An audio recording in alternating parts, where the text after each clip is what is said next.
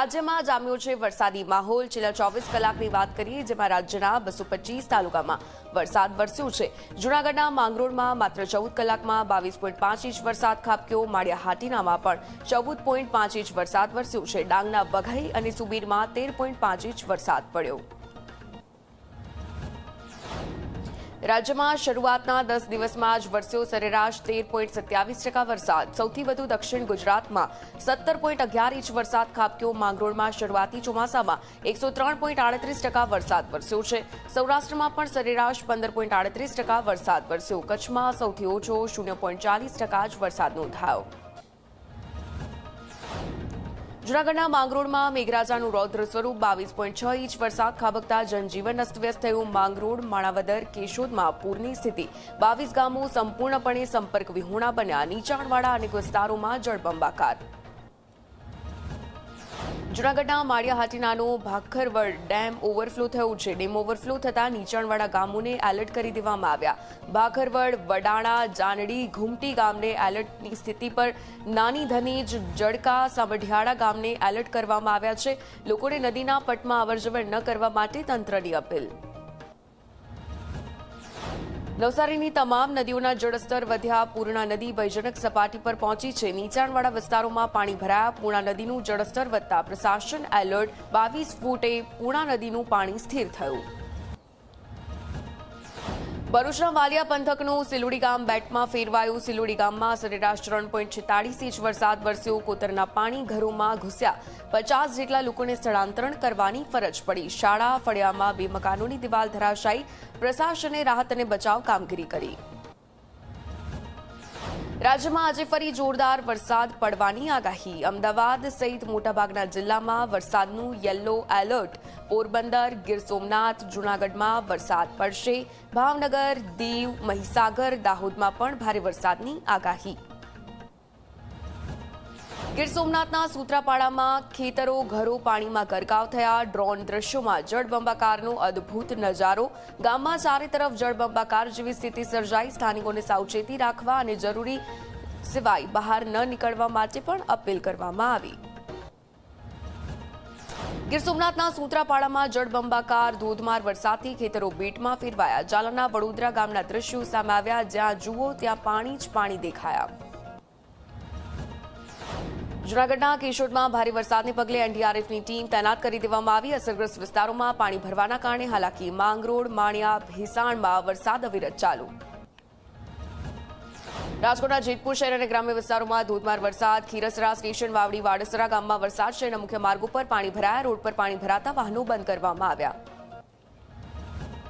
રાજકોટના જેતપુર મામલતદાર કચેરીના કમ્પાઉન્ડની દિવાલનો ભાગ ધરાશાયી થયો છે। સતત વરસાદના કારણે દિવાલનો અમુક ભાગ તૂટી પડ્યો। સદનસીબે ઘટનામાં કોઈ જાનહાનિ કે ઈજા નથી થઈ। રાજકોટના ધોરાજીમાં બારી, મેઘ, ખાંગા, ગાજવીજ અને ભારે પવન સાથે ધોધમાર વરસાદ। ભારે વરસાદ પડતા ધોરાજી શહેરમાં પાણી જોવા મળ્યું। 3 દરવાજા, ચકલા, ચેકપોસ્ટ સાથે પોસ્ટ ઓફિસ ચોકમાં પણ વરસાદ ભરાયો। રાજકોટના જસદણ ગ્રામ્ય વિસ્તારમાં ધોધમાર વરસાદની સ્થિતિ। જસદણના ડોડિયાળા ગામે ધોધમાર વરસાદ। ભારે વરસાદથી ખેતરોમાં પાણી વહેતા થયા। ડોડિયાળી, દોલતપર, મેઘપર, વેરાવળ, બેલડી અને આ સાથે સાણથલી સહિતના વિસ્તારોના વરસાદની સ્થિતિ।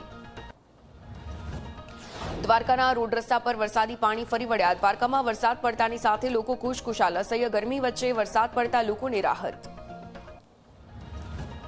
નવસારી જિલ્લાના ઉપરવાસમાં ધોધમાર વરસાદના પગલે નવસારી મહાનગરપાલિકા તંત્ર એલર્ટની મોડ પર છે। શહેરના નીચાણવાળા વિસ્તારોને કરવામાં આવ્યા છે એલર્ટ। શહેરમાં અનિચ્છનીય ઘટના ન બને એટલે તંત્રે સાવધાની રાખવાની શરૂઆત કરી છે।